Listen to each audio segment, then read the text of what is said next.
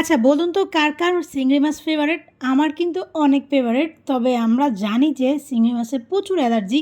এগুলো কিন্তু আমাদের অরিজিনাল দেশি চিংড়ি মাছ।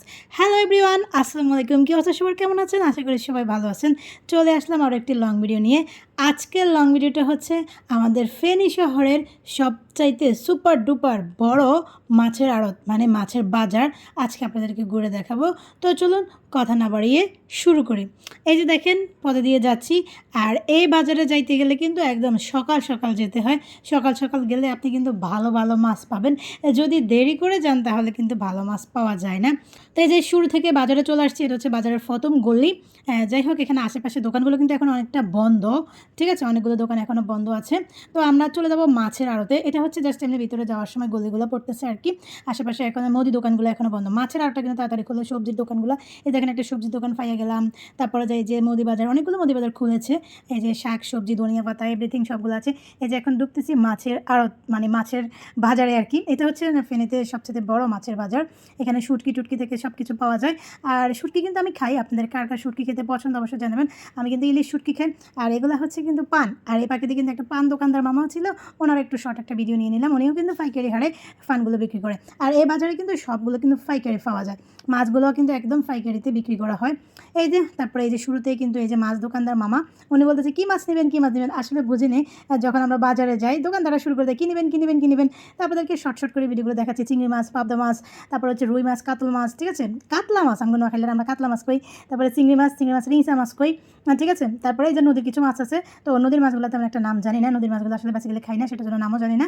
আর এই বেশিরভাগ পাবদা মাছ, চিংড়ি মাছ, তারপরে আপনার রুই কাতলা, এই সমস্ত মাছগুলো আছে আর কি।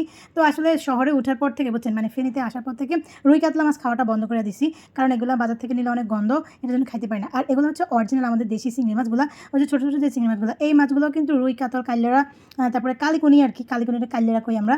তো এই কাল্লা কুন্না, তারপরে হচ্ছে এই সমস্ত মাছ সবগুলো আছে। আসলে কতগুলো মাছের নাম বলতে পারতেছি না, আপনাদেরকে জাস্ট স্টেপ বাই স্টেপ দেখাচ্ছি, আপনারা একটু দেখে নেন।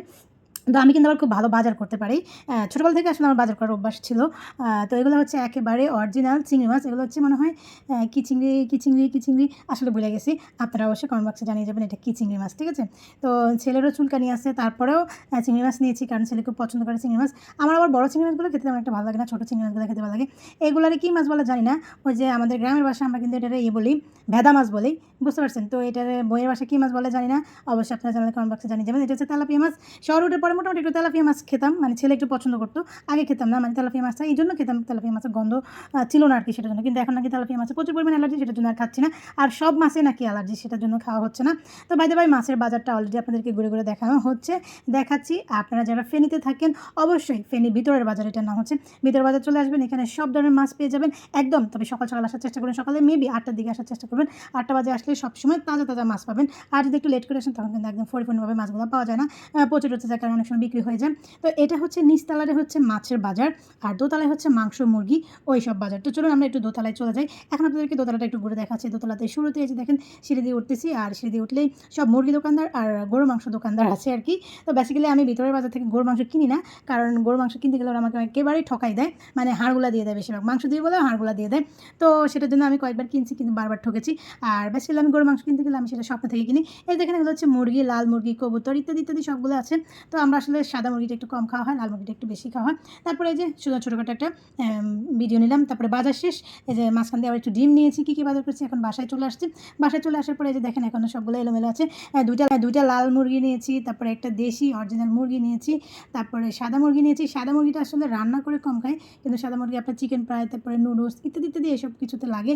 তো ইত্যাদি ইত্যাদি সবগুলো নিয়েছি। নেওয়ার পর আইসা কাটাকুটা করা একদম অবস্থা খারাপ হয়ে যায়। যেদিন আসলে বাজার করি সেদিন একদম কাটতে কুটতে আমার অবস্থা একদম পুরো খারাপ হয়ে যায়, ঠিক আছে।